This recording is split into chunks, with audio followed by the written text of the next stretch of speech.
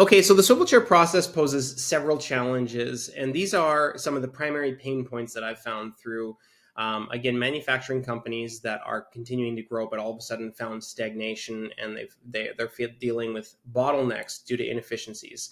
There may very well be more pain points, but here's some of the primary ones.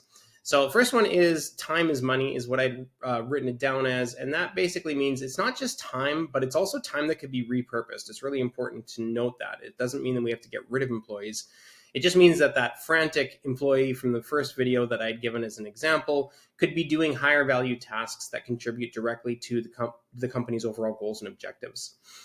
The second point here is scalability, which also could be what I've said before is bottlenecking.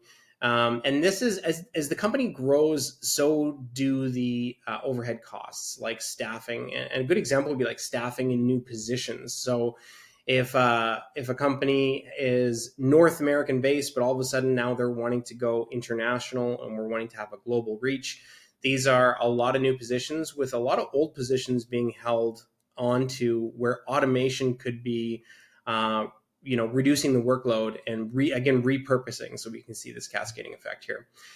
Employee satisfaction, obviously everybody wants to have a strong work culture. No one wants to be stuck doing manual data entry. It leads to unhappy employees.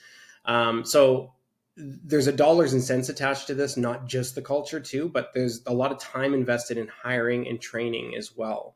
And again, when we're talking about like 500, 1,000, 5,000, 10,000 employees, this is becoming a large expense to the company. Going full circle back to that person at the computer, we have mistakes. So mistyping, duplicating, or omitting data can lead to inaccuracies. This can affect the decision-making and operational integrity for companies as they, again, have financial hits when information is put into a system wrong. At the end of the day, the mistakes can be, in manufacturing, quite expensive and can cost the company a lot of cheddar. The other point, and the last point I have here today, is data silos. So the swivel chair process can often indicate a presence of a data silo within an organization.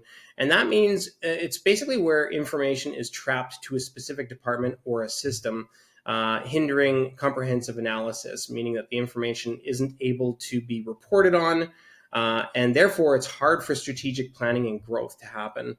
Again, you're probably having to do manual data entry to be able to get the statistics to understand if you're doing well or not, or what and which way or capacity can you look to grow. So that's it for some of the primary pain points. In part 3, we're going to talk about the solutions and the benefits of hiring a digital agency to be able to assist you with getting through the swivel chair process. Thanks.